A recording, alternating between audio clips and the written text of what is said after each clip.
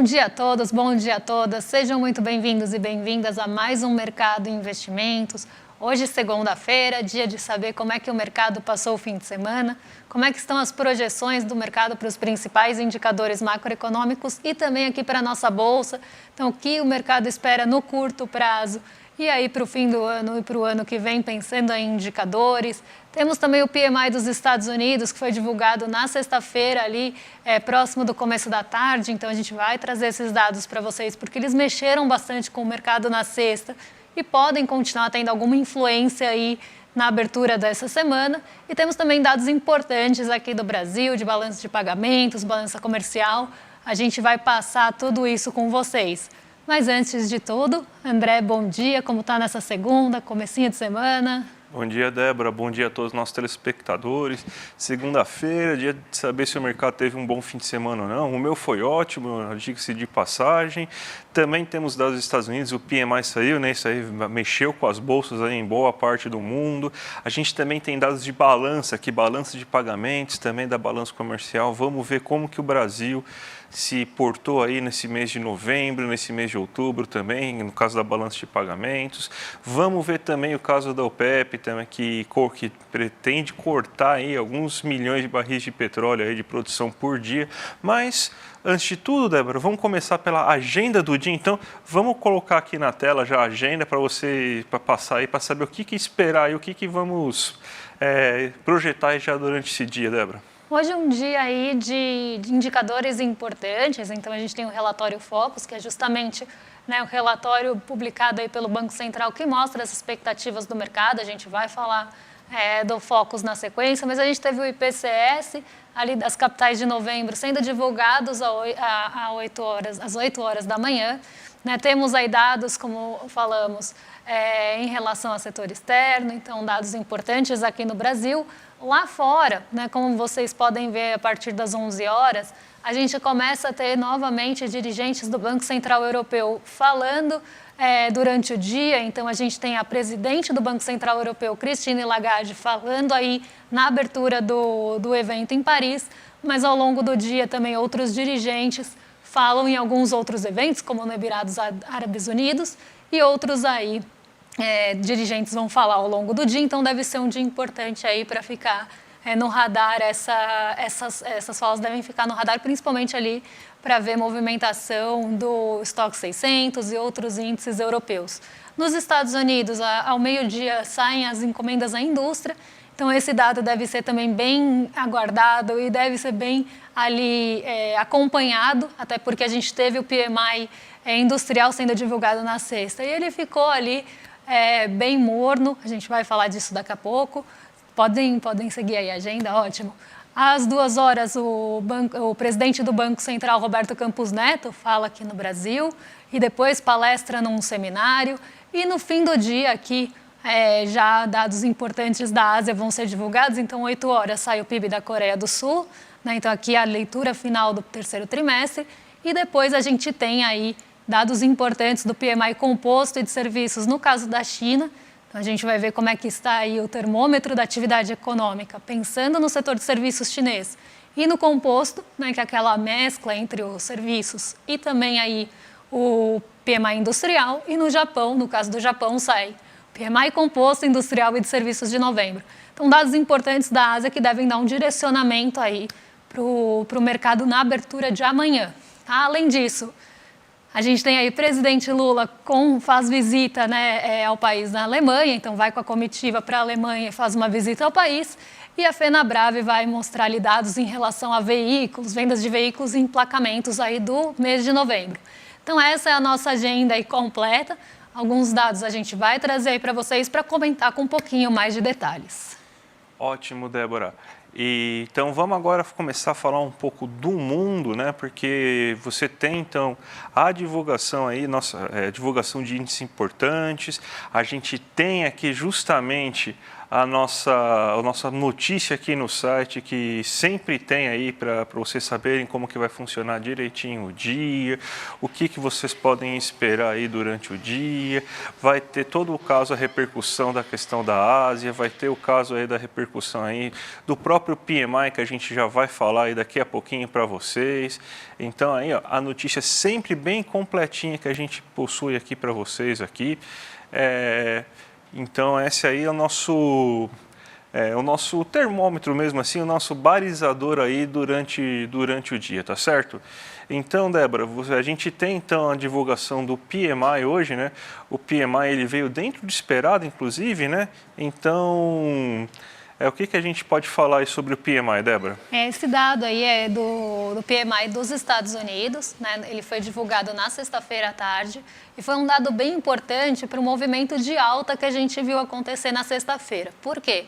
Sexta-feira estava um dia bastante volátil e até um dia mais negativo entre as bolsas globais, inclusive aqui no Brasil, porque se tinha uma incerteza muito grande para onde iriam as falas do Jerome Powell, que é o presidente do Banco Central dos Estados Unidos. Então, a gente tinha essa incerteza, né, para onde ele ia sinalizar, né, se ele ia ter um tom mais rígido e continuar ali falando em aperto monetário nos Estados Unidos, ou ciclo de altas nas taxas de juros, ou se ele ia ter um tom mais brando, né, que a gente chama de dovish no mercado, que seria aí justamente para uma flexibilização ou começo de um afrouxamento da política monetária. Então, se tinha muita dúvida em relação ao discurso do Powell, e os mercados aí estavam aguardando bastante essas falas do presidente do Banco Central dos Estados Unidos.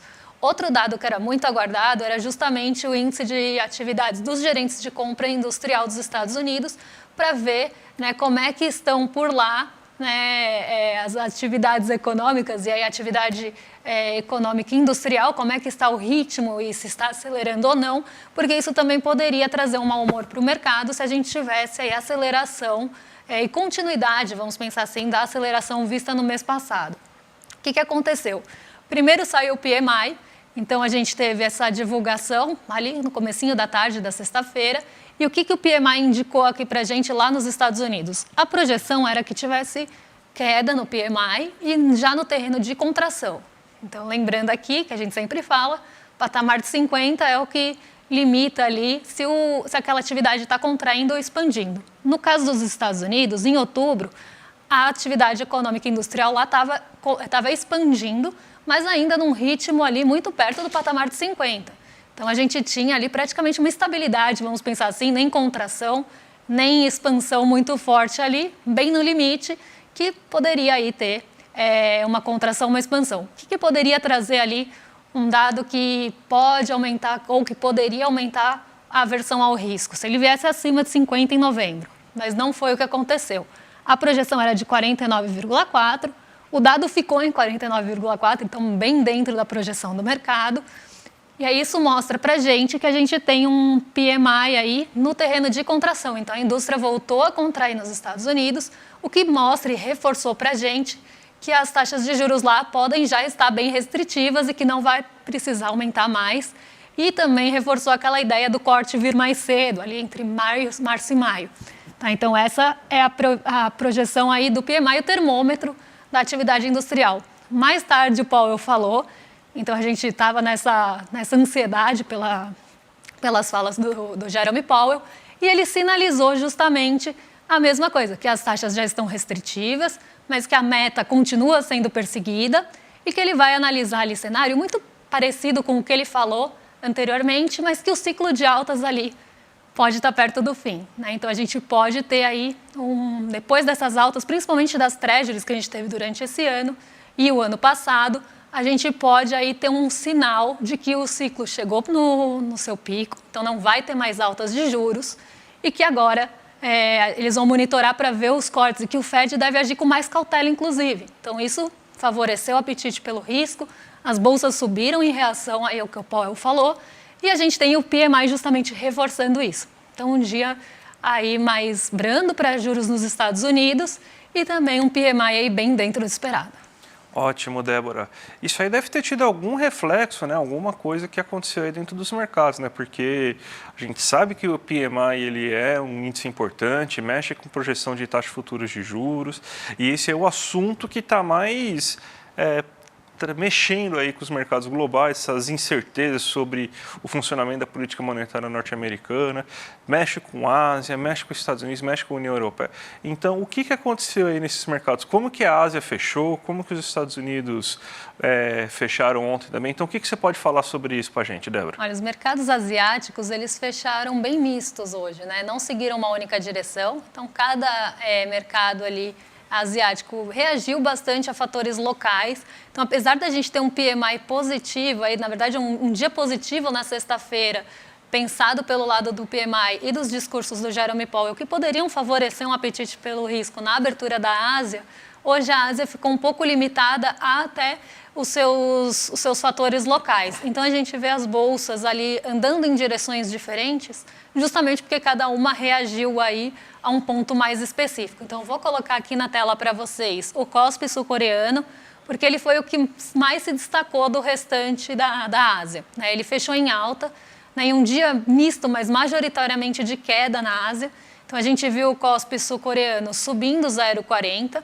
Ele teve essa alta puxada principalmente por ações ligadas ali a fabricantes de baterias para veículos elétricos. Então, um fator bem específico mesmo da Bolsa sul-coreana. E quando a gente olha as outras bolsas, o Nikkei 225, que a gente vai passar daqui a pouco, também o Xangai Composto, eles reagiram também a fatores mais locais. Então, por exemplo, o Nikkei 225 caiu puxado aí por ações exportadoras lá no Japão, porque a gente teve uma força do iene ontem, na verdade hoje de manhã. Então, a gente viu, né, esse movimento das exportadoras puxando a bolsa para baixo. Quando a gente vai, por exemplo, para o Hang Seng, que já é uma bolsa mais intensiva em tecnologia, tem ali o setor imobiliário da China, a gente tem também um dia bem negativo, inclusive caindo mais de 1%, puxado por incertezas em relação aí ao que deve sair dos dados do PMI da China e outros indicadores que vão ser divulgados ao longo da semana. Então, o Hang Seng ficou um pouco mais pessimista aguardando esses dados. O Xangai Composto também caiu puxado por incorporadoras, né? Então, aqui a gente tem um dia negativo no setor imobiliário lá na Ásia, de uma forma mais geral, né? E esses dados locais levando cada uma das bolsas aí para uma direção, apesar do dia mais positivo na sexta. Então, esse otimismo não chegou tão forte na Ásia hoje e os dados locais pesaram mais. Ótimo, Débora. Vamos para o Brasil, então, porque a gente tem a divulgação aí do relatório Focus, do Boletim Focus, né? E o mercado não mudou muita coisa, não teve um fim de semana muito agitado, porque ele ficou bem estável, na verdade, né? Se a gente for pegar o que teve de alteração de fato, foi uma leve alteração em relação à inflação e uma leve alteração em relação à taxa de câmbio nesse ano, né? A gente pode até colocar aqui um resumão aqui na nossa tela para vocês verem aí de como que o relatório Focus veio, né? A gente teve uma alta de 0,1 ponto percentual, ou seja, quase nada, do IPCA para esse e para o próximo ano, ou seja, está em 4,54 agora a projeção desse ano, dentro da meta que é de 4,75 ainda, e para o próximo ano chega a 3,92. Algum não teve muitas divulgações aí que pudessem mexer com a perspectiva inflacionária. Talvez seja uma preocupação em relação ao preço dos alimentos, a situação climática, que deve bater um pouco em relação à inflação. Então, talvez essa seja a explicação mesmo, ou seja realmente um arredondamento matemático, talvez, mas a mudança é muito pouca.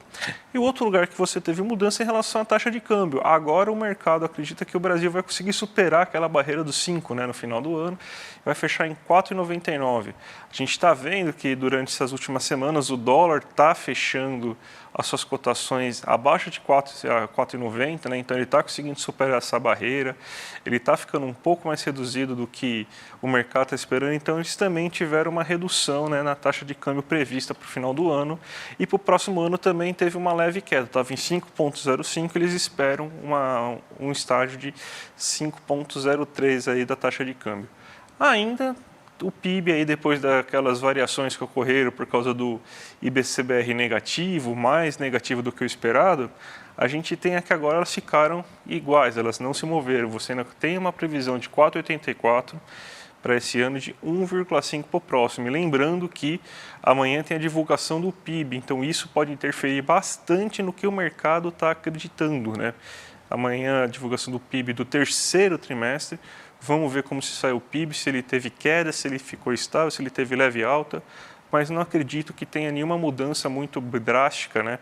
Além de um PIB de uma leve queda ou de uma leve alta, não deve sair muito por aí o PIB, né? E a taxa Selic continua a mesma, né? Até porque só tem uma reunião esse ano e o mercado ainda acredita, tá? E o próprio Bob Fields III já falou, né? Só vai subir, só vai cair 0,5 pontos percentuais na última reunião desse ano. Então, esse aí é o que o mercado está achando que vai acontecer para a economia brasileira essa semana. Toda semana o mercado tem que opinar, né? Aliás, é muito importante a opinião do mercado e essa é a opinião do mercado essa semana, Débora. E a gente tem a opinião do mercado também em relação à Bolsa, né? A Bolsa que vem numa sequência de altas bem forte aí, né? A melhor vista desde abril a junho, né? Que foi a última sequência que a gente teve bem positiva aqui no Brasil. Então, aquela sequência do finzinho de abril até a metade de junho está começando a ser superada. E aí a gente tem as perspectivas aí do termômetro, né, do que o mercado espera para a Bolsa, né, o que ele está vendo para o Ibovespa nessa semana.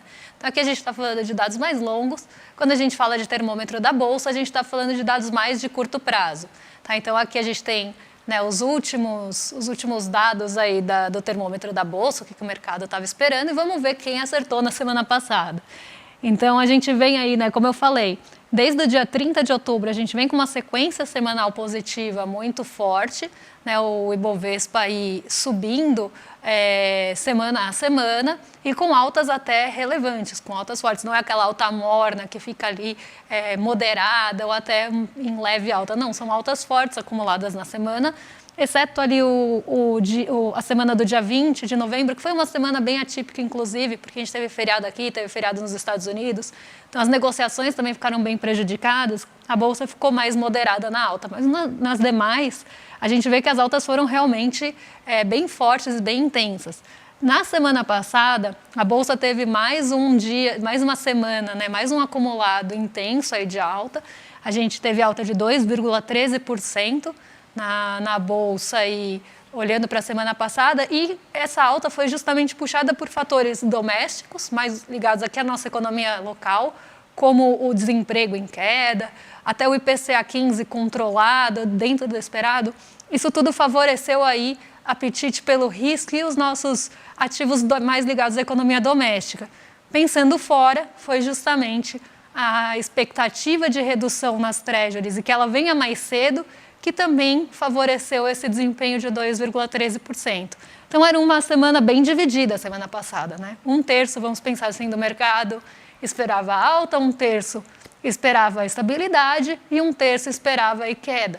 Então, quem acertou foi aí a parte que era aí um terço que esperava alta, a Bolsa subiu. Nessa semana o mercado está ainda mais otimista, então passou um bom fim de semana. 71,42% dos entrevistados esperam que a Bolsa vá subir. Então, que a gente vai concretizar mais uma semana de alta. E aqui a gente começa a ter também um fator psicológico envolvido, porque está chegando o fim do ano. A gente vai começar a ter, aí no final do ano, poucas sessões remanescentes. E o mercado tende a entrar um pouco mais forte na Bolsa, né? O que a gente chama de rally do fim do ano. São aí compradores entrando até mais fortes no fim do ano, até gestores entrando bem fortemente na Bolsa, comprando ativos da nossa Bolsa para tentar até melhorar a performance de alguns fundos de renda variável. Então, isso normalmente já acontece no fim do ano e a gente tem um movimento ainda favorecido por essa expectativa de queda dos juros dos Estados Unidos no ano que vem e nenhum ciclo de alta. Lembrando que também está chegando perto da reunião de política monetária lá dos Estados Unidos. Então, a gente deve ter esse fator aí também impulsionando a Bolsa nesse fim de ano. Então, aí são 2 pontos. Então, o mercado está bem otimista mesmo, né? 71,42 espera alta, 14,29 nos 2 casos aí esperam estabilidade e queda. Então, aqui, realmente, a maior parcela espera alta da Bolsa e justamente por esses motivos aí de otimismo. E até para o ano que vem, as projeções já estão melhorando na nossa Bolsa. Quando a gente olha ali projeções para o fim do ano que vem, elas começam a ficar mais otimistas, principalmente aí em virtude dessa queda mais rápida, antecipada dos juros nos Estados Unidos. Então, esse é o cenário aí das expectativas mais otimistas para a nossa Bolsa. Não foi o Tarcísio que fez melhorar a Bolsa? É que eu estou ouvindo aí, tem influência, ele é que está já fazendo esse longo prazismo aí, que a Bolsa está esperando 2026 já, né? Nem acabou o primeiro ano do governo Lula, o pessoal está nessa, né? Não foi Tarcísio. Né, esse influenciador está falando nada com nada, né, justamente, se a gente fosse até falar, vamos pensar num fator externo, que não seja ligado aqui ao nosso cenário doméstico, então não vamos nem pensar no desemprego, nem na inflação mais contida, nem na queda dos juros aqui no Brasil. Vamos pensar num fator externo, seria juros nos Estados Unidos. Então, longe de ser 2026 que está puxando a alta para cima ou que está aí trazendo otimismo para a Bolsa. É justamente fatores locais mais positivos, impulsionando aí nosso cenário doméstico e melhores previsões aí para a nossa economia. Isso tem favorecido, inclusive, ali até ativos mais cíclicos e pensando fora aí justamente a queda dos juros nos Estados Unidos. Nada a ver com o Tarcísio marretando nada. Vamos então falar agora das balanças que foram divulgadas aí nessa sexta e hoje também, né? Que a gente teve primeiro a balança de pagamentos aí sendo divulgada, né? A gente teve uma melhora no déficit de transações correntes e uma piora na conta de capitais, né? Então, geralmente, quando uma melhora, a outra acaba tendo alguma outra dificuldade, né? Se a gente for pensar o seguinte, vamos primeiro falar da conta de capitais, que é a mais importante, né? Que é aquela que está falando do investimento direto no Brasil, né? A gente vê, assim, essas aí são as contas de outubro, né? E a gente está vendo aí que pelo menos no mês de outubro foi um mês mais complicado. Não estamos falando de novembro. Novembro a gente teve um bom mês na Bolsa de Valores, né? Mas o mês de outubro não foi um mês de até que boa movimentação, boa entrada na Bolsa, mas se comparado ao mesmo período do ano passado, você teve um volume menor de dinheiro entrando na Bolsa. E lembrando que boa parte desse dinheiro que acaba entrando em território brasileiro, que entra nessa conta de investimento, na verdade é aplicação financeira, né? Não chega a ser aquele investimento que a gente fala, que é a construção de uma fábrica, a famosa investimento Greenland, né, que você pega do zero alguma coisa, constrói uma fábrica, alguma coisa assim, né? Esse investimento ele é mais especulativo, inclusive. Eu não sei se a gente tem aqui o gráfico, se tiver o gráfico ele vai aparecer aqui daqui a pouco para a gente falar um pouco sobre isso, né? Tá aqui. A gente tem aqui, em relação a volume, né, a gente tem que agora, a gente tem no acumulado de 12 meses, entrou 57,5 bilhões, né, de reais nos últimos 12 meses aqui no Brasil, né? A gente teve um superávit de um pouco mais de 3 bilhões aí nesse mês de outubro, se comparar com o mesmo período anterior era mais de 5, né? Então por isso que você teve essa queda aí entre um mês e outro, e isso equivale a 2,74% do PIB, né? Então o que a gente tem? Entrou recurso no Brasil? Entrou, mas menos recurso do que entrou no mesmo período do ano anterior, né? A gente tem que lembrar que outubro, né, também foi um mês bem especulativo, né, na Bolsa de Valores. A gente estava em pleno período eleitoral naquele momento, né, então isso aí que acabou acontecendo. Isso daí a gente até conseguiu ver um pouco na Bolsa, né, Débora? Porque a gente mesmo com uma entrada de volumes, mas nem se compara com o que aconteceu em novembro, né? Exatamente. Agora em novembro a gente deve ter inclusive uma entrada muito maior, né, quando a gente olha aí saldos líquidos só de Bolsa, foi realmente uma entrada bastante importante, isso deve refletir, sim, no próximo dado. Então, vamos aí analisar para trazer para vocês assim que tivermos essa atualização dessa entrada de capitais. Mas, como o André falou, a gente está falando de uma entrada realmente especulativa, né, que não tem nenhum compromisso em ficar aqui. Se a gente vê qualquer movimento de alta nos juros dos Estados Unidos, por exemplo, esse recurso não vai pensar duas vezes em sair para lá, ou qualquer outra movimentação em outro país emergente, por exemplo, o recurso também pode buscar um ganho, se vislumbrar um ganho maior. Então, não tem nenhum compromisso aqui com o nosso país. Mas falando ainda em balança, né, a gente tem também dados aí da balança comercial, né, porque parece que temos novo recorde aí sendo atingido. Exatamente. Se a gente tem a conta de capitais de um lado um pouco mais vamos dizer, decepcionante, vamos dizer assim, porque está caindo no acumulado 12 meses. A conta de cima, que é a conta do mundo real, que é a conta do balanço comercial, né? Tanto que a gente teve aumento, né? Queda do déficit da conta de transações correntes, justamente porque a gente tem uma balança comercial que está com recordes atrás de recordes, né? A gente tem um superávit de 8,7 bilhões, é o recorde para o mês de novembro, então nunca entrou tanto dinheiro assim na economia brasileira, né? Nunca teve um saldo tão positivo em relação entre exportações e importações em novembro do que a gente teve agora nesse mês. A gente vai mostrar então como que está o acumulado no ano para vocês. A gente tinha uma previsão, né? A nossa previsão era de que a gente chegasse em 90 bilhões esse ano, né? O que já seria um dos saldos mais expressivos da história aí da balança comercial brasileira. E a gente já chegou em 89,2 bilhões só em novembro. Então, mantendo esse ritmo, a gente deve passar facilmente esses 90 bilhões aí, que era o esperado pelo ano inteiro. A gente deve chegar, talvez, se continuar nesse ritmo de quase 8 bilhões ao ano, a gente deve chegar perto de 97, 96 bilhões ao ano de saldo, aí, se tudo der certo. Se a gente comparar com o ano passado, até esse momento, em 11 meses passados, ano passado a gente teve um saldo de 56,99 bilhões. Então, olha que grande diferença. Por que essa diferença está ocorrendo?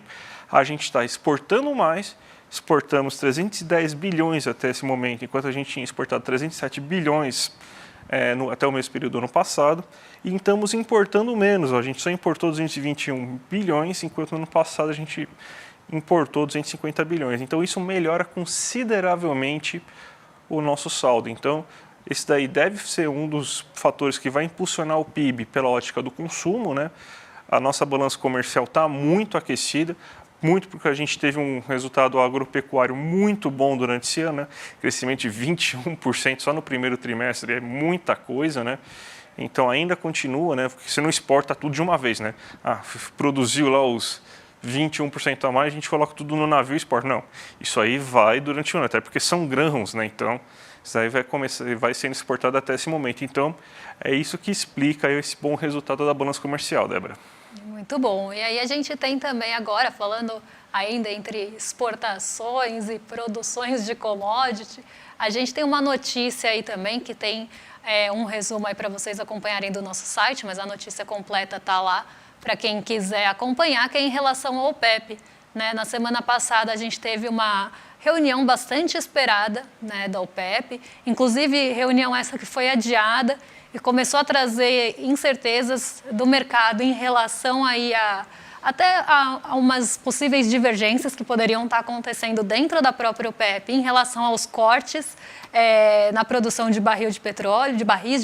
Então, o mercado estava vendo de fora que podia ter ali divergência entre os países exportadores de petróleo em relação a esses cortes. Então, por exemplo, a Arábia Saudita era um país que estava já querendo sinalizar esses cortes, mas a gente não sabia se tinha uma unidade ali em relação a esses cortes, e isso que trouxe o petróleo bem para baixo aí durante a semana que a gente teve o adiamento dessa reunião. Então, essa reunião aconteceu no fim da semana passada, e aí a gente teve o anúncio final aí de que os cortes vão acontecer. Então, a OPEP vai diminuir a sua produção de petróleo e vai reduzir aí para 2 milhões de barris por dia.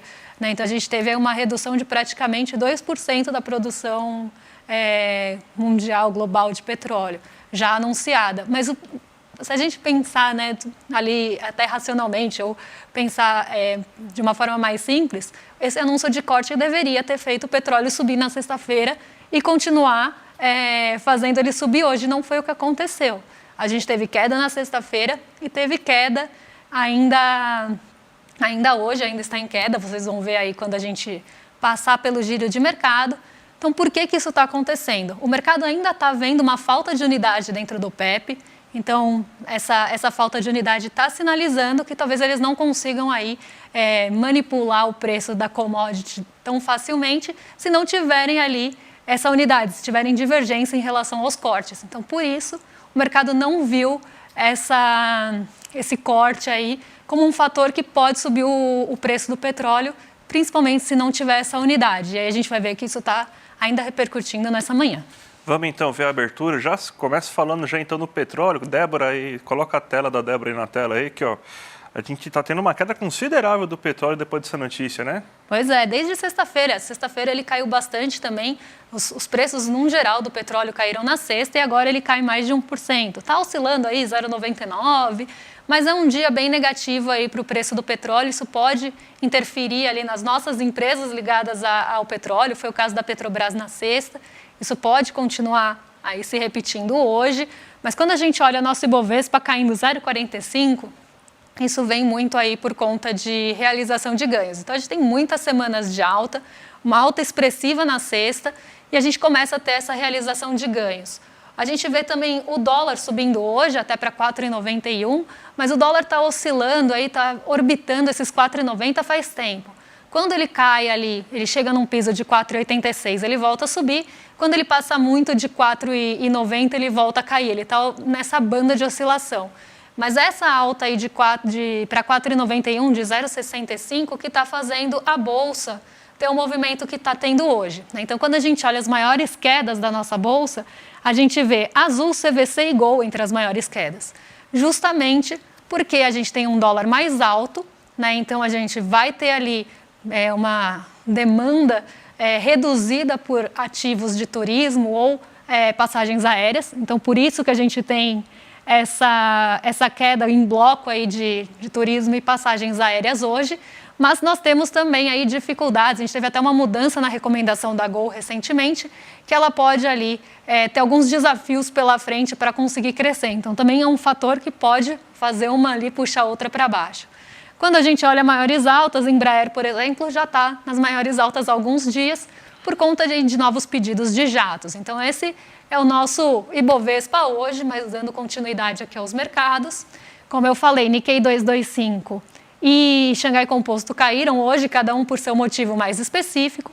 A gente vê o dólar se fortalecendo não só aqui no Brasil, por conta de queda na Bolsa, mas também frente a seus pares. Então, a gente viu aí, continua vendo um dólar fortalecido, mesmo com a sinalização ali do Jerome Powell e de outros até dados reforçando ali um dólar mais fraco. Se a gente fosse pensar numa queda de treasuries, então a gente vê um movimento até um pouco esperado, vamos pensar assim, para o dólar, porque a gente tem o rendimento das treasuries caindo e mesmo assim um dólar fortalecido. Isso porque a gente tem uma série de dados que vão ser divulgados e o mercado já começa a se posicionar também para isso. O S&P 500 continua em queda, na verdade abriu em queda e continua intensificando essa queda, também aí muito por realização de ganhos. A gente teve um S&P bastante em alta na semana passada. Então esse é o giro aí pela manhã. Qualquer mudança aí de direção ou que a gente tenha um fato muito relevante acontecendo durante a tarde, a gente traz amanhã para vocês. Ótimo, vamos para os nossos recados aí, que a gente já está finalizando, né? Mas lembrando, dia 17 aí, às 8 horas da noite, um domingo, a aula aí com o nosso super poeta das ruas, filósofo e poeta das ruas, Eduardo Marinho. Ele era filho de militar, ele estava cursando direito, chegou a ser concursado para um cargo em um banco, largou tudo aí para conseguir fazer uma experiência maravilhosa. Ele tentou, queria entender como que as pessoas de rua moravam, como que elas pensavam, e também ter ótimas reflexões de vida. E ele, a partir daí, foi morar nas ruas largando tudo, e com isso ele conseguiu aí melhorar e expandir seu horizonte. Então, dia 17 ele vai contar tudo aí sobre essa experiência que ele tem, junto com o Eduardo Moreira, então vai ser imperdível. Já clica no link que está aqui embaixo, icl.com.br/mercado, aí você vai se inscrever, aí o sininho do YouTube já vai te avisar, então você não pode perder essa experiência, tá? Deixa inscrito lá, para você não perder no dia essa experiência. E pedir para vocês continuarem aqui durante esse dia aí com o ICL, já que às 5 horas da tarde a gente já tem o Rolê ICL, com o William De Luca aí, às 6 horas da tarde a gente já tem o ICL Notícias segunda edição com o Chico Sá, Chico Pinheiro e a Gabi Varela, e às 7h30 tem o Sinapse com o César Caleron e também a Robertinha Garcia. Então até às 8h30 tem bastante coisa para vocês verem no ICL, Débora. E não só até às 8h30, porque amanhã a gente está de volta, 7 horas da manhã a gente já está aqui no ICL com programação, que vocês conhecem, então a gente tem Desperta, ICL Notícias primeira edição, em detalhes em seguida, e a gente aqui a partir das 11 horas, e a gente vai trazer amanhã atualização dos dados aí dos índices de gerente de compras e os outros dados que forem divulgados aí ao longo da manhã, junto com a agenda já atualizada. Então, gente, até amanhã, tá bom? Tchau, tchau. Põe na agenda que esse vale a pena. 17 de dezembro, domingo, às 8 horas da noite, Eduardo Marinho, filósofo das ruas, sucesso da internet, das redes sociais por suas reflexões e textos, vai dar uma aula para o Instituto Conhecimento Liberta. Para você participar dessa aula ao vivo e que não tem replay, clique no link aqui em cima ou aqui embaixo e se inscreve agora, gratuitamente. A gente se vê lá.